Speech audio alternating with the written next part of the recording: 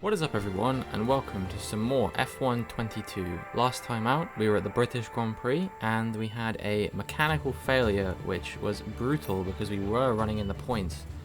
And granted, it was only like 10 laps or so in, but we were maintaining the position and we were fighting hard with the cars around us, so it was a shame. But this time out we've got the Austrian Grand Prix.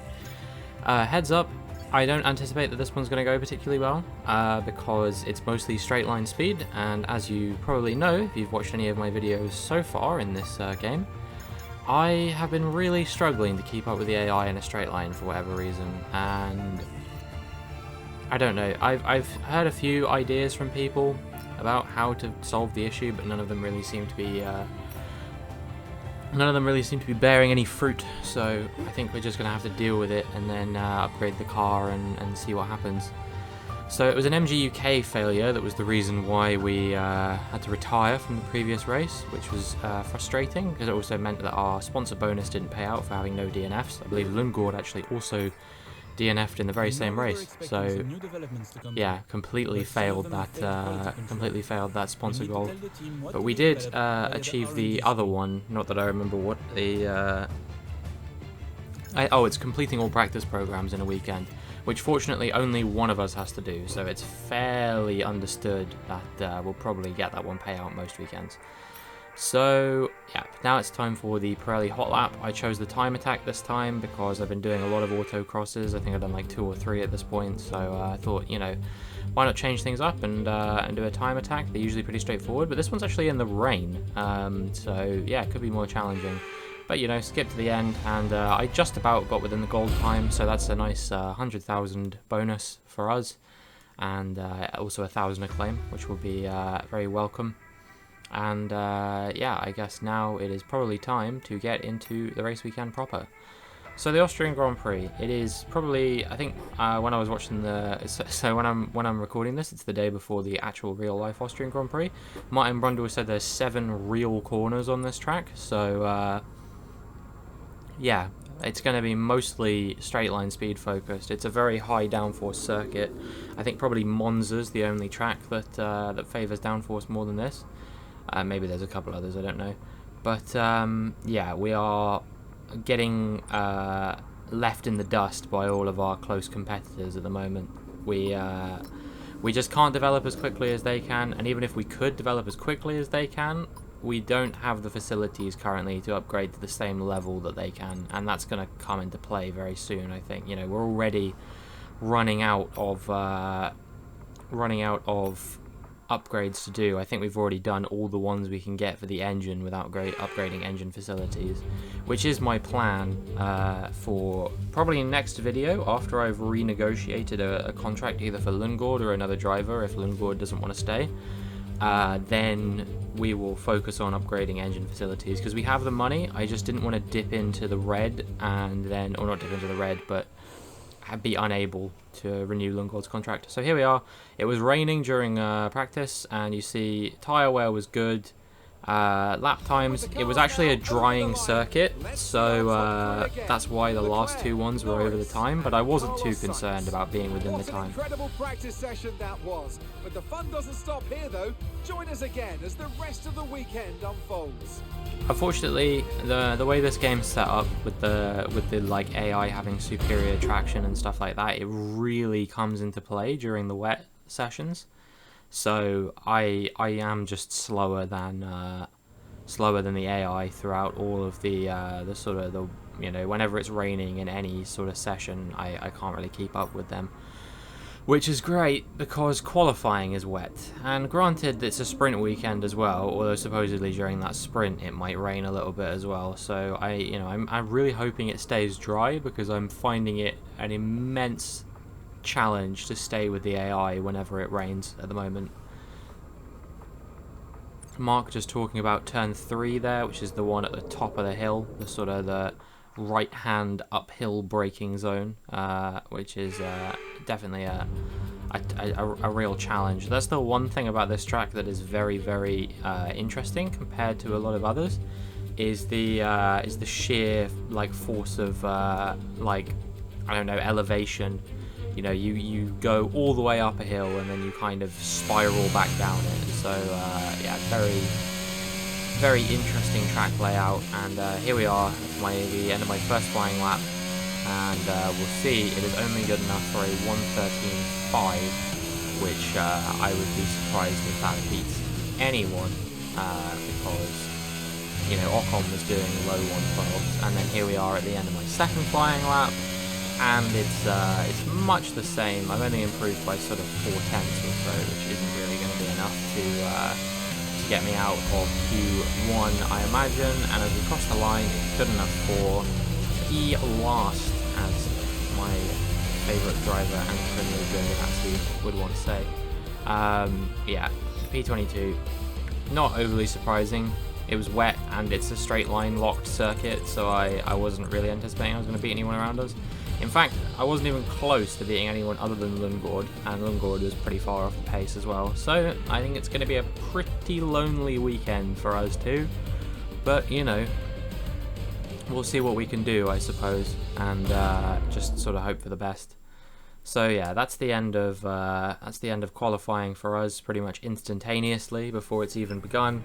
And yeah, that means that we lose out a little bit in our rivalry with Sebastian Vettel, and he's starting to pull away a little bit, but I'm sure there will be plenty of time yet for us to crawl back towards him, provided that we can get a string of good results. Christian Lundgaard, it doesn't look like his acclaim is going to go up to level 9, so he should cost just the 2 million that he's looking to cost at the moment, which is good because I really don't want to have to pay that much for him. And yeah, that's that. And because of the way that sprint weekends work, next up is practice 2. So yep, as you can see, we're just going through all the development boosts we got.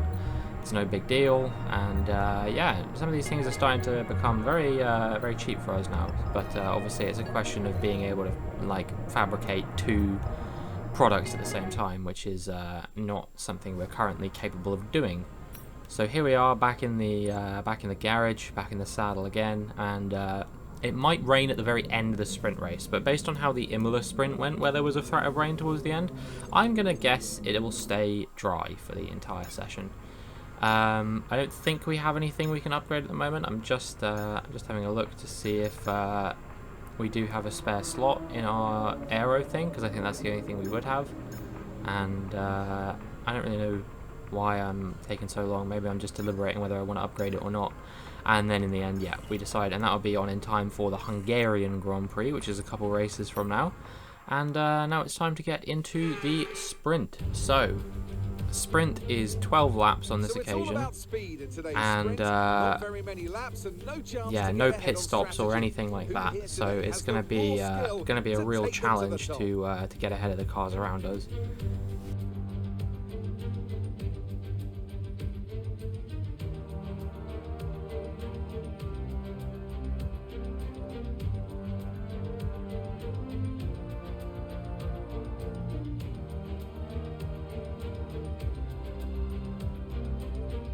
Off the back of a fantastic qualifying session, it's time to see how our starting grid looks for today's sprint. A fantastic effort from Charles Leclerc yesterday, and it's put him on pole. And Max Verstappen lines up alongside. As we continue through the rest of the grid today, we have Hamilton, Russell, Carlos Sainz, and Perez, Norris, Ricciardo, Fernando Alonso, and Esteban Ocon, Bottas, Tsunoda, Kevin Magnussen, and Mick Schumacher, Albon, Vettel, Pierre Gasly, and Lance Stroll, Latifi, Joe, Lundgaard, and Robinson. Which of these drivers will get pole position today? We'll soon find out. Spoiler, it won't be me. Here we go. I know what you can do. Don't let me down. Of this I am fairly certain.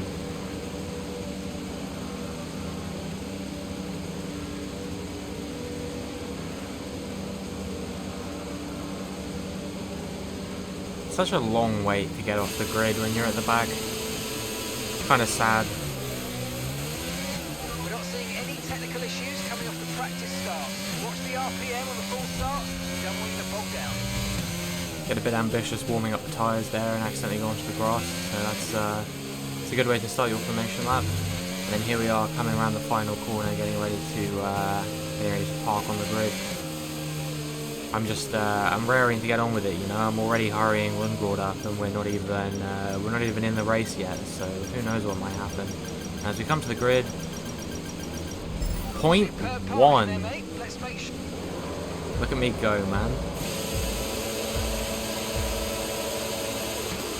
It's clear to me that Mark's voice lines were not designed for someone who qualifies P22 so frequently. But anyway, yeah. So we attempt to move up the inside, but we have to back out of it because we kind of get squeezed to the inside. I was going to definitely hit someone if I went for a more aggressive move there.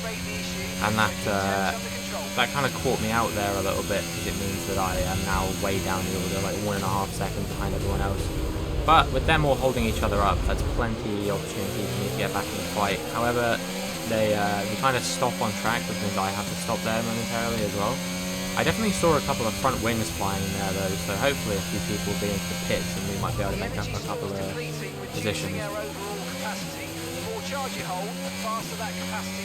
Mark is just shouting at me that all these fucking things in my car are, you know, messing up, and I'm like, well, so be it.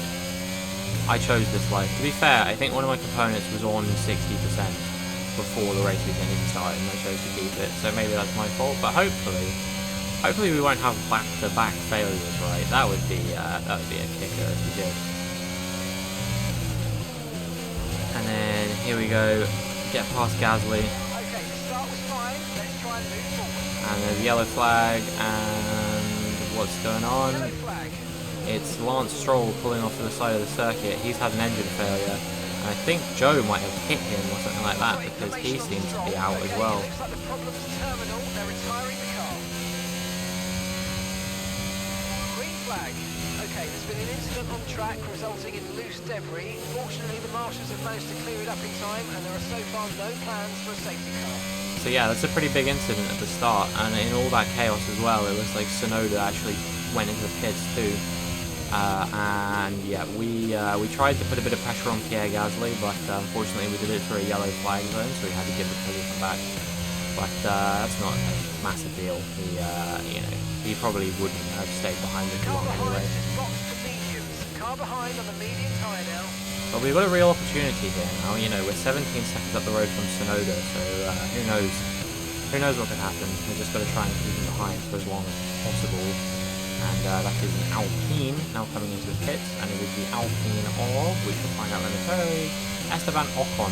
So that is another driver who we've got the potential to finish ahead of in this race, as Lundgaard and Gasly go around the corner wheel to wheel, and this is allowing me to catch up with them quite nicely. And as we get to the end of lap 3, if you look in the pits, you'll see that is a Haas that is coming into the pits as well now, and the front wings really are going flying on this occasion, and that allows us past Magnussen and Bottas. So we're now up to P16 through just keeping it clean, really. You know, maybe not getting involved in a scrap at the beginning of the first lap was a good idea. And now here we are on lap 6, and we've caught way up to the back of Lundgaard. Gasly's kind of disappeared off, and I'm going for a bit of a move up the inside. He pinches me to the apex, but I ask him, please, Christian, give me some space. But even though he does not have DRS and I do, for some reason he is monstrously faster than me in a straight line when we have the same engine. I do go for another move up the inside, but I exceed track limits, and so I have to give the position back because it's not legal, not really fair, and especially not really fair to my teammate. So yeah, he retains P15 and I stay at P16 for now. But this is a nice battle between me and him going on at the moment. As we round the final few corners, turn 8, and as we come down on the run to turn 9, you see that I think Gasly and Vettel are scrapping away in front. So if me and him can stop fighting for 5 seconds, then perhaps the two of us can catch up to that fight going on ahead of us. And yeah, we come past the pit lane now, and I'm falling off the back of him a little bit. You know, he's just got the superior straight line speed even with DRS. I go over the track a little bit and I just check because there is a big sausage curb there. I was a bit worried I might have got some floor damage or something like that, but nothing doing. And at the end of lap 7, I've still not managed to get ahead of him. So yeah, he's definitely putting in the work at the moment. Ricardo now into the pits, assumably for another front wing change, and he's on the soft tyres, so he actually might catch us before the end of the race, especially because he had plenty of time to build a gap in front whilst everyone behind was sort of squabbling away. But alas, he is not. He's about 10 seconds down the road, and there is another yellow flag as we get on to lap 10, and we will find out momentarily what is going on with that. It's Sonoda. Sonoda is out of the session. That's a disappointment for him, who, well, I mean, he was only running P16 before that, but you know, any positions better than no position. We almost go into the back of Lundgaard there as he's slow going into the corner. Turbocharges on its last legs. Let's try to keep mileage on it to a minimum. But Ricardo and Bottas are 10 seconds down the road from us, and now we're on lap 11, and I'm anticipating they're probably going to catch us before the end of the race, unless me and Lundgaard have a massive battle. Lap 11 rather, and we send another one up the inside of Lundgaard. This time it's a bit more convincing. We actually get it done as we go through the corner, which means he can't just immediately get back ahead of us. And Latifi and Gasly this whole time seem to have been scrapping as well, which allows us to get back into touch with them a little bit. But I also need to be aware of the fact that Lundgaard, with his superior straight line speed, could definitely still be a threat behind me, especially if I'm taking corners like that. Just act like I've got a phobia of the apex or something like that. But yeah, lap 12, we haven't really made up more ground on Latifi, and as we come on the run down the hill towards turn 4, Lundgaard is closing down, and he goes for a move up the inside. We try and squeeze him to the inside, but he just has superior traction and superior straight line speed, so he does eventually get through. And yeah, now if we want to get this P14, we're going to have to go for a very unorthodox move in an unlikely position, which I'm no stranger to doing, as I go wide at the apex of turn 7 now. But yeah, unfortunately there wasn't really a good position for me to do it at. He just about had the pace over me. So despite the fact that I do get very close to the back of him there, within like a couple of tenths, it will be P15 for myself, but P14 for Lundgaard is actually the best result he's had in any race or sprint so far this season, if I'm not mistaken. I think he had a P15 in Bahrain, and that was the best result until now. So yeah, good for him. Gasly gets driver of the day, we get P15, and that's going to be a strong foundation to start the race off with. So then, it's time to see how this result affects the Drivers' Championship. Charles Leclerc assumes the lead in the standings after today's outstanding result. It's time to check out the Constructors' standings. Ferrari continue to extend the gap at the top of the table. Another team that excelled today were Williams, who make further progress up the table. Well, that wraps up the sprint. All that remains is the main event. We'll be live and uninterrupted for the Grand Prix tomorrow, so make sure you join us there. So yeah, that is the sprint, and well, I think it went pretty well. I don't know.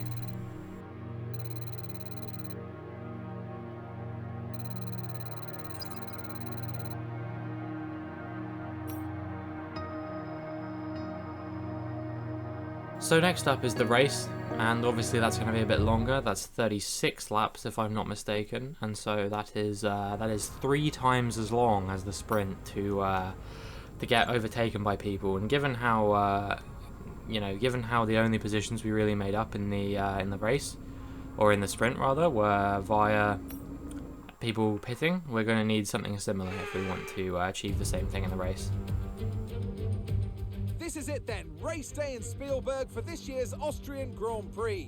Not long to go before our drivers hurtle off the line and into the first turn, the Niki Lauda curve. It was renamed in 2019 in memory of one of Formula One's most beloved figures. The Spielberg circuit then is situated 700 metres above sea level, with just 10 corners making up one of the shortest laps of the season.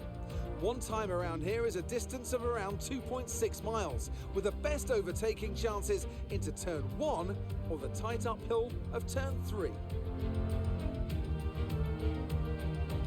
Off the back of a fantastic qualifying session, it's time to see how our starting grid looks like for today's race. A fantastic effort from Charles Leclerc yesterday, and it's put him on pole, edging out Max Verstappen, who'll start from P2. Considering the rest of the grid, we have Hamilton, Sainz, George Russell and Norris, Perez, Fernando Alonso, Mick Schumacher and Alex Albon, Vettel, Gasly, Nicholas Latifi and Lundgaard, Robinson, Bottas, Kevin Magnussen and Esteban Ocon, Joe, Ricciardo, they've taken a grid penalty, Stroll and Yuki Tsunoda. That's it then, it's time to go racing as we head down trackside for today's race. Anthony Davidson joins me once again in the commentary box, and it's fantastic to have you with us here, but I'm curious, as a man with experience out on the track, how do you stop those pre-race nerves from becoming overwhelming when you're lining up on the grid? Well, I imagine they'll be starting to feel the adrenaline as they anticipate the rundown into turn one, a bit like preparing to go into battle. The unknown situation will bring nerves, but that's a good thing. It'll keep them focused on the moment and on their surroundings as we build towards the start of the Grand Prix.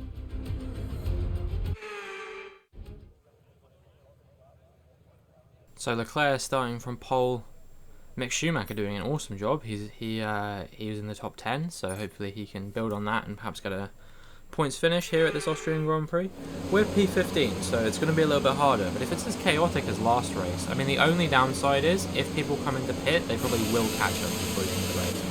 Whereas I don't think that was the case in the sprint so much, but people will definitely have superior pace over the course of 36 laps. So that's the downside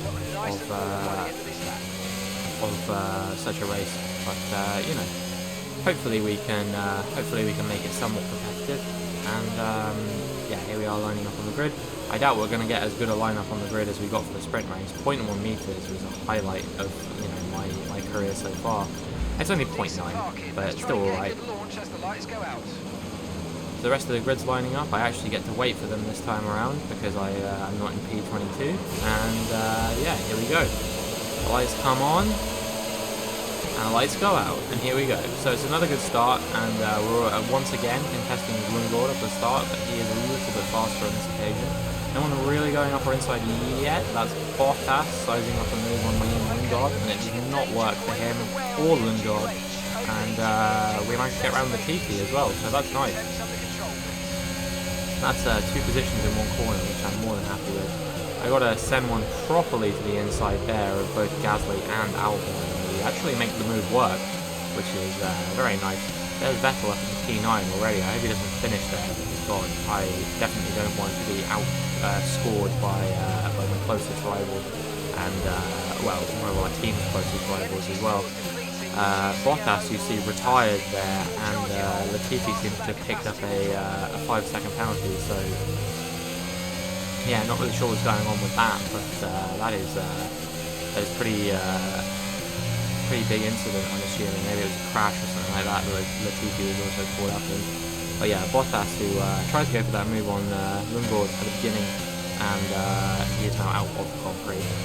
We are once again battling with Gasly off the start, and yeah, not bad. We made up 3 positions at the beginning, and Leclerc, from the lead, is into the pit, so I assume maybe he had contact with Verstappen at the beginning. Wow. Okay, that's a big moment in the championship.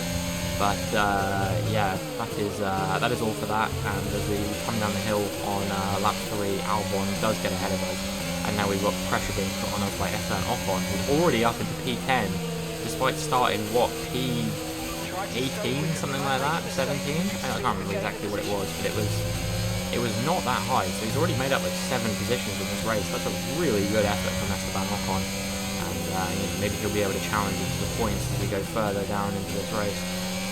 Now we've got Tsunoda behind us that we need to be aware of as we come around to the final corner to start lap 4, and you can see he's already very close to us, and I don't think we're going to be keeping him behind for much longer. Come around turn 1 and he's right on the back of us, and he'll have DRS, and he'll also have the superior battery power that we just won't have. You see Ocon still pulling away even though we've got DRS, and even Albon without DRS is pulling away from us. And Tsunoda sends a move to the inside.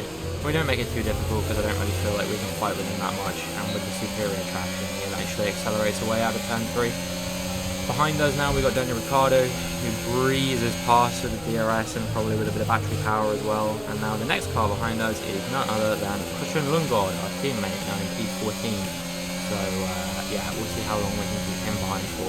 Hopefully I can be a bit more competitive with him in the same car, you'd think so, but who knows, anything can happen, especially when it's the AI seems to just have superior straight line speed compared to you, no matter what race and no matter who it is. So here we are, lap 6 now eventually, and as we're coming on the run, I believe this is the run down to turn 4, yep, he is, yeah, we basically, it just looks like we swapped the cars around. That's how slow I'm going, it looked like that was intentional, but I had nothing to fight with. And now it is Kevin Magnussen who is the next car behind us, and yeah, he, I imagine, probably will get past us quite quickly as well, especially if Schumacher had the pace to be in the top 10.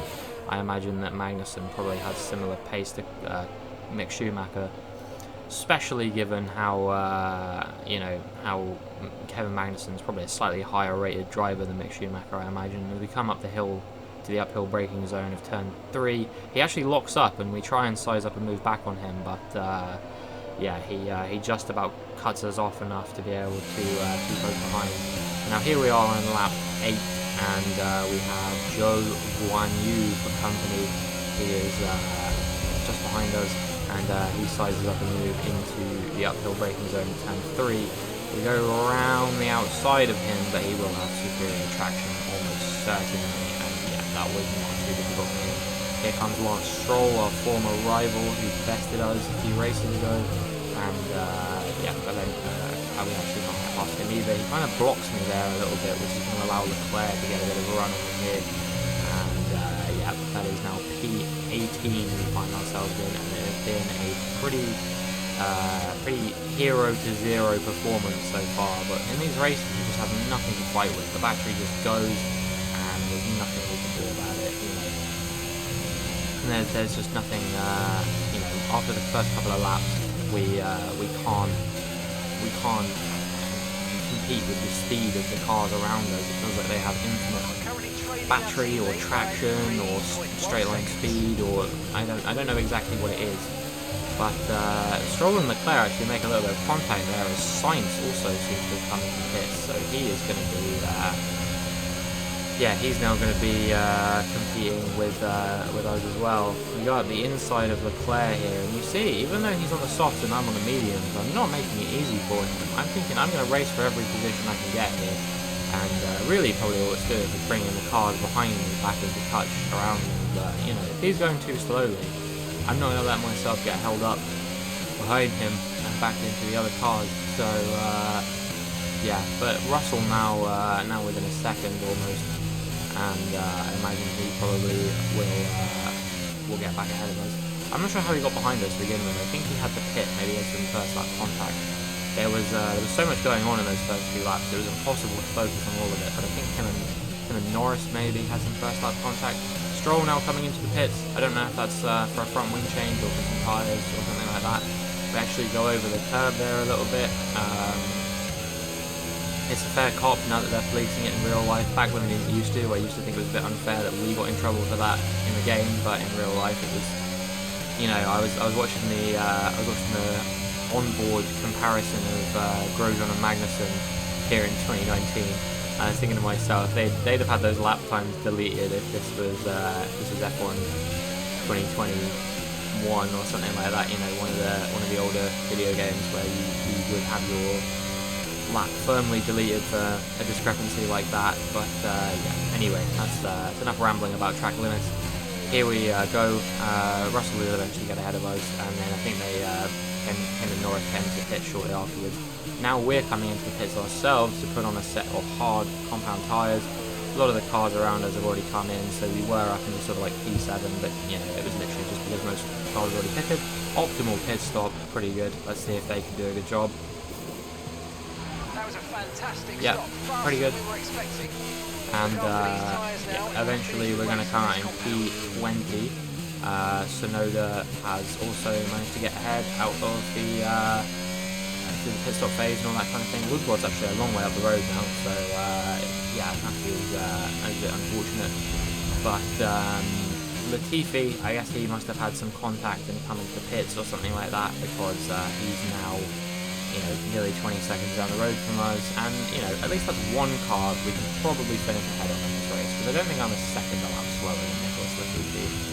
But, you know, it's impossible to say. Maybe he has some pace I don't know about. After the performance he put up in the British Grand Prix, anything's possible. He overtook a Mercedes on the first lap of that race. Here we are now on lap 26, and Esteban Ocon seems to have pitted again or something, because he's contending with us on soft compound tyres, and George Russell as well seems to be on softer, or that's medium tyres actually behind us.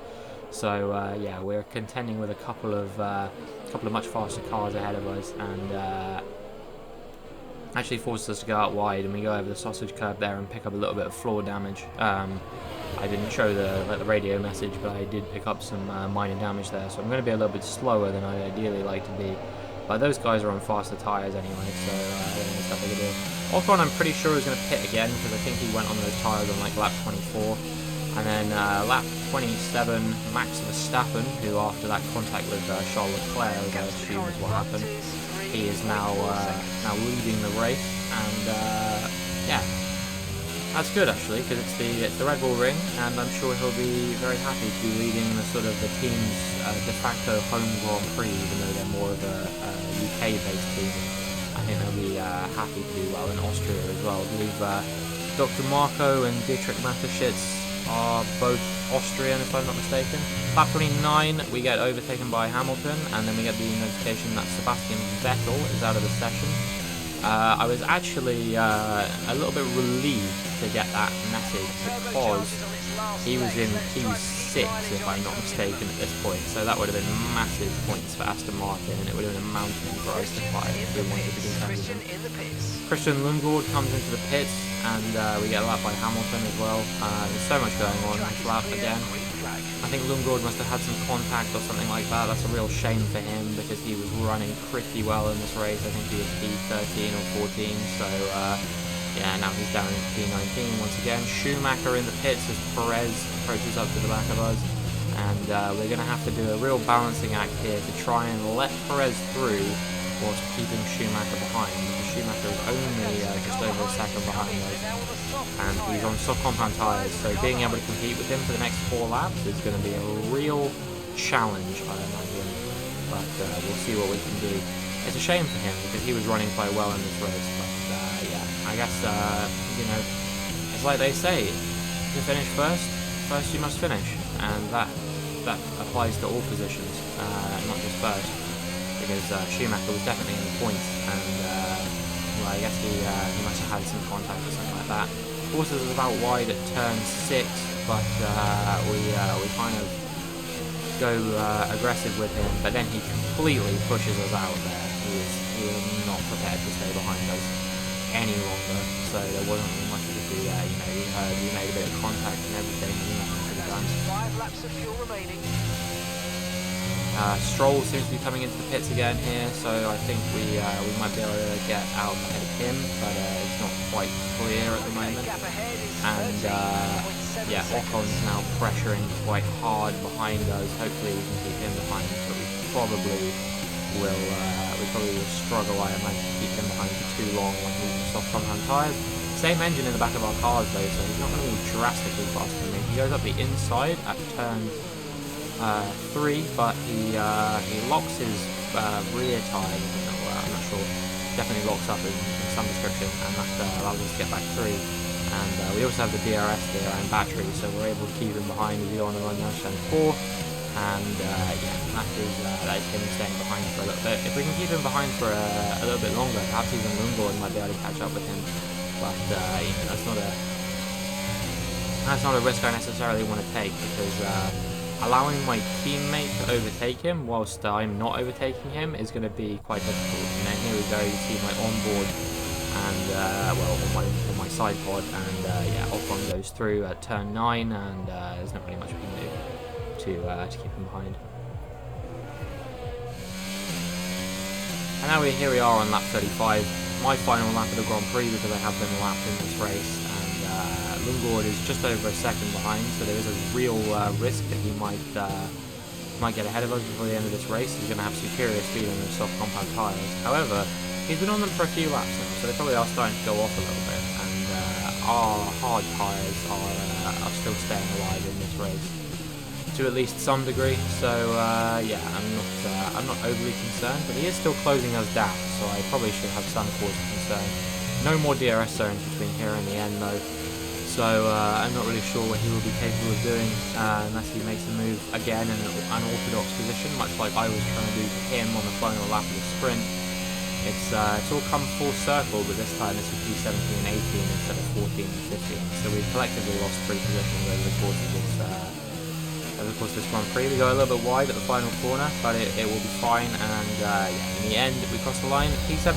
It's not the best result in the world, but I'm not gonna complain about it. It's certainly a step up from P20 and 21 and the like, which have been happening in a number of the Grand Prix I've been doing recently.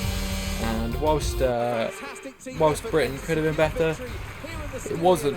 So yeah. They managed to achieve this win. Well, this was a real team victory. They put together a solid strategy today that appeared well suited to the conditions out on track. The driver did everything that was expected of them in the moment to really execute the team's plan to perfection. A shining example of how F1 really is a team sport.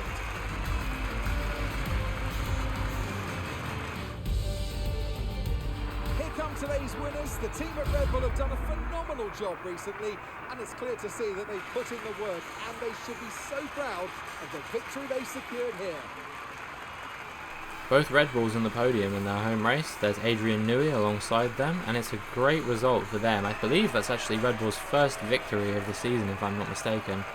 Max Verstappen finally lifting a first place trophy in this season. Lewis Hamilton also gets on the podium in second place, so that's going to help him catch back up to the front runners. And to be honest, yeah, it wasn't a good weekend for either Leclerc, Sainz or Russell, so this is going to have a big impact on the standings to allow these three to catch up, and we might be looking at a potential 6-way fight for the title. Charles Leclerc, currently leading the championship standings, extends his lead even further with this result.